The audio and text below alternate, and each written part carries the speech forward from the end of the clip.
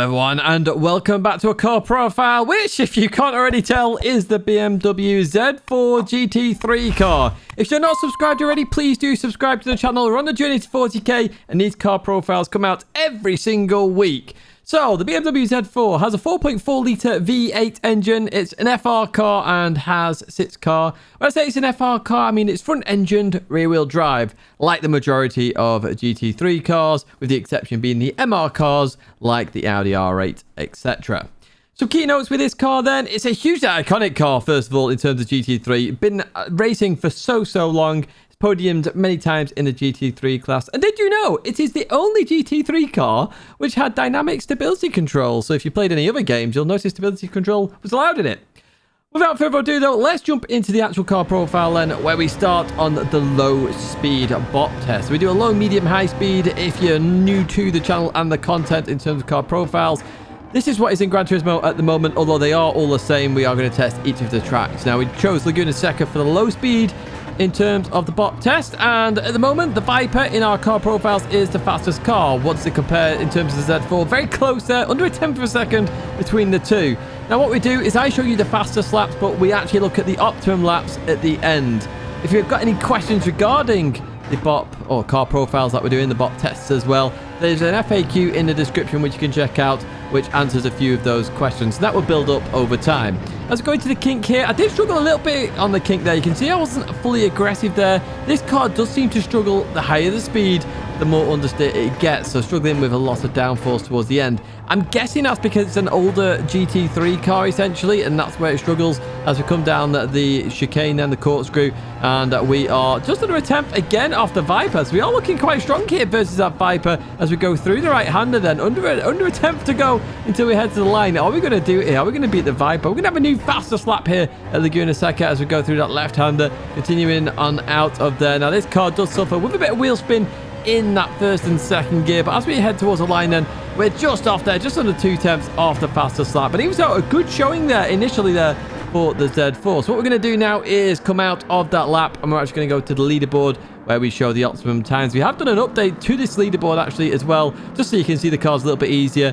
The BMW there coming in P4, not too far off the Dodge Viper as we saw, but the Audi R8 still has the best optimum time there. You can see that with a 21.5. Although I'd argue, you know, these cars, the top 4 cars, seem bopped quite well here in terms of low speed. You know, being 3 tenths off each other is probably the limit there, 3 tenths.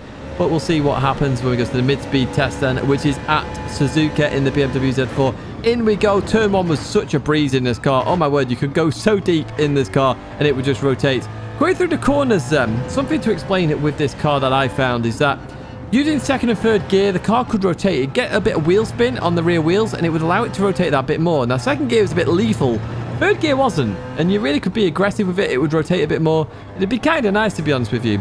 As we come to the end of the first sector then, we're nearly 3 tenths down on the Audi R8. But with that car being an MR car, mid-engined, rear-wheel drive, you expect that car to do so well in Sector 1. And obviously, it's the fastest car here so far at Suzuka in terms of fastest laps.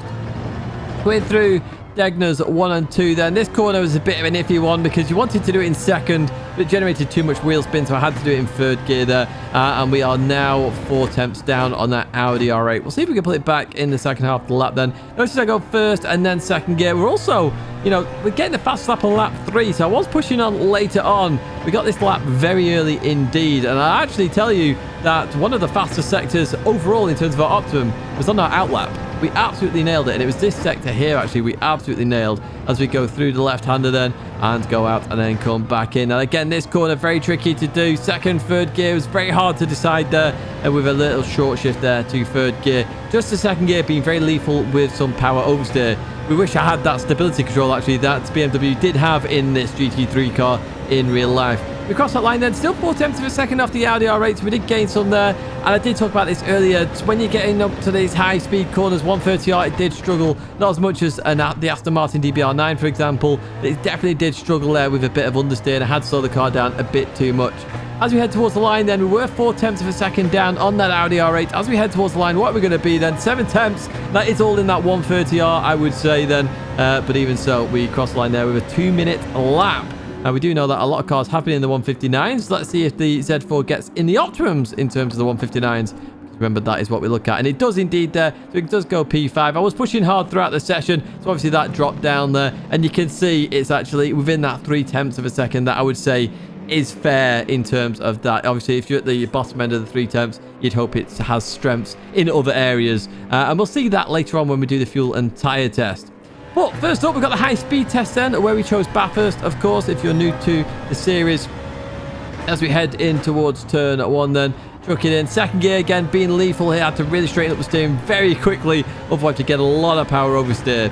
That we're going to see that the Corvette C7 is the fastest car here with a 19,174 in Sector 1 then. As we head towards the end of Sector 1, we're actually up here, 14 thousandths up. Now, we do know that Corvette did have a slow first sector. It was just a bad lap in terms of the Sector 1 there, but it absolutely nailed there. As you see that oversteer there in the BMW Z4. Real bit of oversteer there. Very catchable in third gear, but again in second gear, very hard. And obviously we've got to do this corner in second gear. You're going to see the struggle here. I'm really having to balance the throttle really nicely there to make sure the car doesn't oversteer. Going up the mountain then, again, these higher speed corners, it starts to struggle with understeer. You saw a little bit of a lift there as we go down this hill. We're going to go to fifth gear then, going through this corner. Again, just struggling with a bit of understeer. Going over the crest of the hill then, through this left-hander. Again, struggling a little bit. It's a couple of miles an hour down on, say, like the Viper, which is a similar layout of a car. As we come down here, we're now down on that Corvette. Under half a tenth, though. So let's see what happens as we go down here. Very good in this section. Very good here. You know, it handled the dip very nicely there as we go into Forest Elbow then and into this braking zone. It handled this quite nicely, actually. And I stayed in second gear for the exit. It seemed to handle it quite well. Seems as though it just was better with it. The weight's more forward. I don't know why. It doesn't make any sense in that regard, but it was good and fine. So we'll see what it is in terms of the end of Sector 3 then as we head over the hill. You do rev the limit, so rev the nuts out of this car to get the most out of it.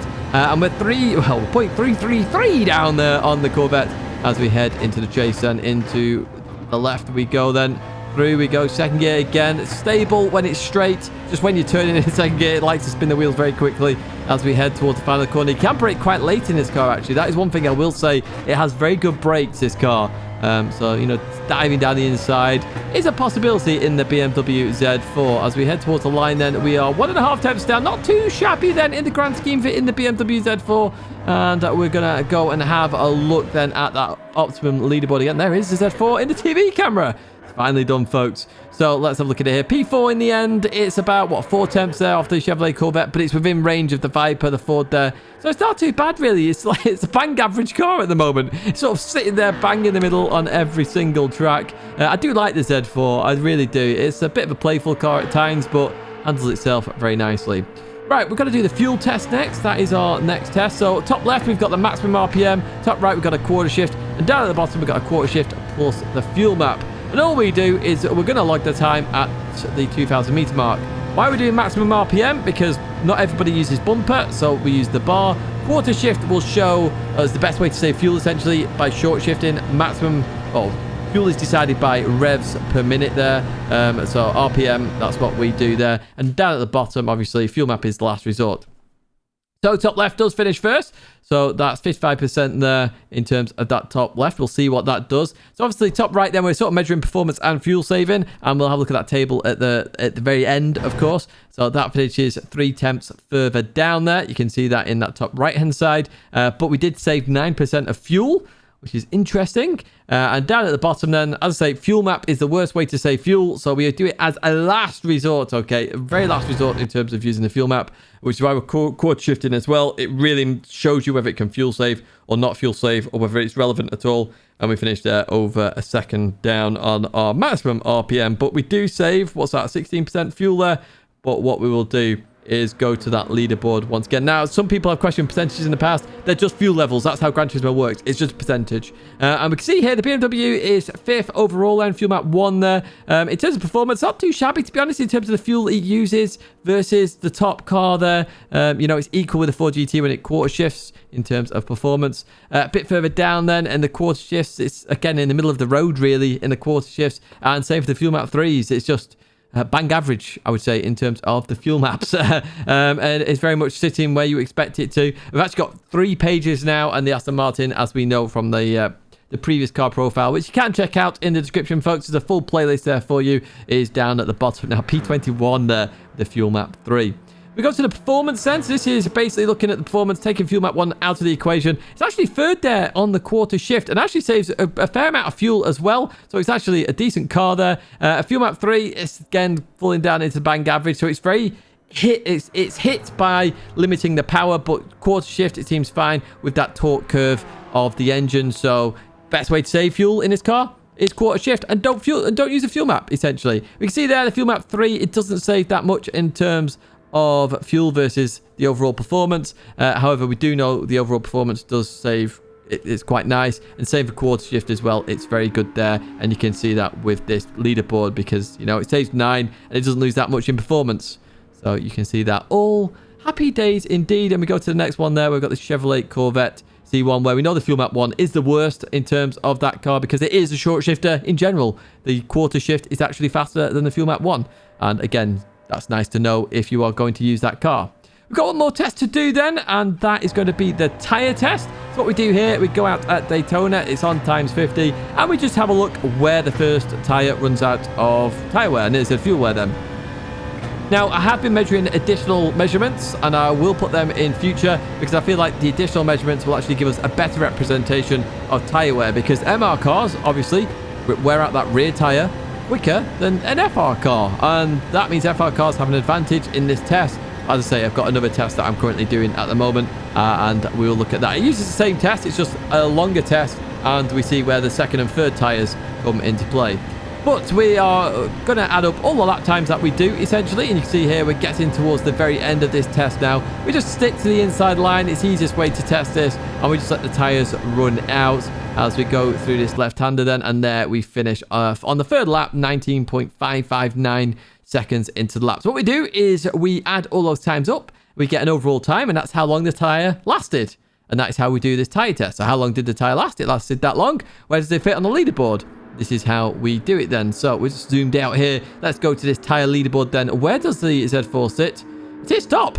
It's good on its tyres. It felt good when I did the other test as well. It's really good on its tyres, to be fair, is the BMW Z4 GT3 car. On the rear tyres at least there. So it's FR versus FR. It's the best car overall, which is good to see. In summary though, you can see it there. It's sitting P5 at the moment. So a little bit below average, but the middle of the road there, they're all on 0.7. So it is bang average, the Z4, in terms of its performance, but it's very good in terms of tyre saving, and it's okay on fuel usage. So not a bad car to use, to be honest, the BMW Z4, and one I would recommend to use if you want to try something a little bit different. That's going to be it though in terms of this car profile. As I said at the very start, if you did like it, give it a like, and do subscribe to the channel to stay in touch with all the latest content and any more car profiles that are to come to the channel, which they're going to come every single week. Now, if you missed last week's car profile, you can check it out right there. It's there available to you. And if you haven't seen the Beat the Meta, which is returning as well to the channel, folks, I know it's had a bit of a break. The Beat the Meta for the Z4 is right there. Thank you so much for watching, and I hope to see you in another video. I'll live stream again very soon.